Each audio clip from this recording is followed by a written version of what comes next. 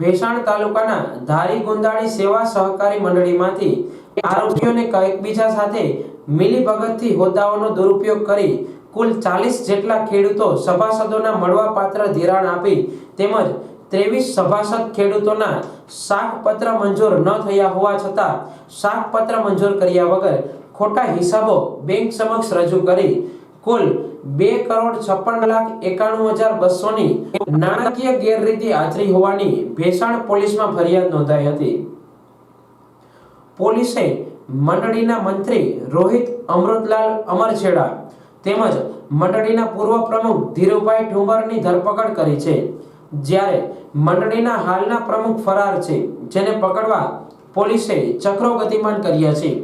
ભેસાણ શાખાનો પૂર્વ મેનેજર રમેશ રામાણી હાલ જેલમાં છે, જે અગાઉ પણ 2 મંડળી વાંદારવડ અને છોડવડીની ઉચાપતમાં જેલ હવાલે છે, જ્યારે વર્તમાન પ્રમુખ રમેશ બાવીસિયાની અટક કરવા પોલીસે તજવીજ હાથ ધરી છે, જેમાં ભેસાણ તાલુકાની આ ઉચાપતમાં ત્રીજી મંડળી છે અને હજી તટસ્થ અધિકારીઓ દ્વારા તપાસ થાય તો બીજી મંડળીઓ પણ આવી બની શકે તેવી શંકા સેવાઈ રહી છે।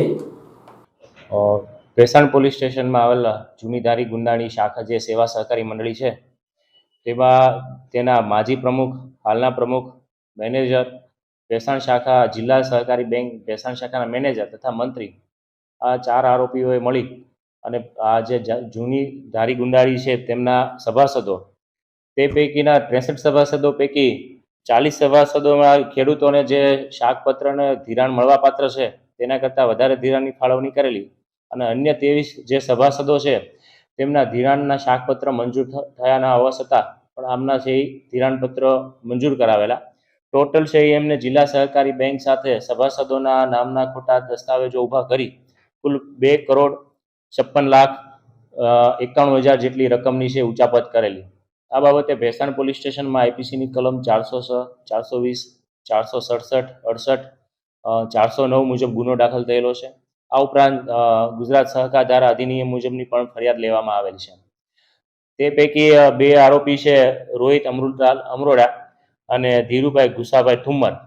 આ રોહિત અમૃતલાલ અમરોડા છે તે આ જે જૂની ધારી ગુંદાળી સેવા સહકારી બેંકના મંત્રી છે, જ્યારે અન્ય આરોપી ધીરુભાઈ ગુસાભાઈ ઠુમ્મર તે આ સહકારી મંડળી છે તેમના માજી પ્રમુખ છે। આ બંનેની ભેસાણ પોલીસ સ્ટેશન દ્વારા ધરપકડ કરવામાં આવેલી છે, જ્યારે અન્ય એક આરોપી જે ભેસાણ શાખાનો મેનેજર છે રમેશ રામાણી તે હાલ જેલમાં છે।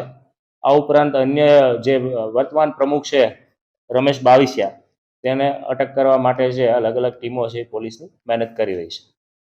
જે રમેશ રામાણી છે તે ભેસાણ શાખાના મેનેજર હોય જે તે સમયે તેના વિરુદ્ધ આ ત્રીજો ગુનો દાખલ થયેલો છે। હાલ તે જ્યુડિશિયલ કસ્ટડીમાં છે અને તેને જૂનાગઢ જિલ્લા સહકારી બેંકની ભેસાણ શાખામાં મતલબ આ જ રીતે આના પહેલાં પણ સોડવડરી અને અન્ય એક સહકારી મંડળી સાથે છે ત્યાંના મંત્રી અને પ્રમુખના મદદથી ઉચાપત કરેલી છે। તો હાલ આ રમેશ રામાણી નામનો શખ્સ છે જેલમાં હવાલે છે।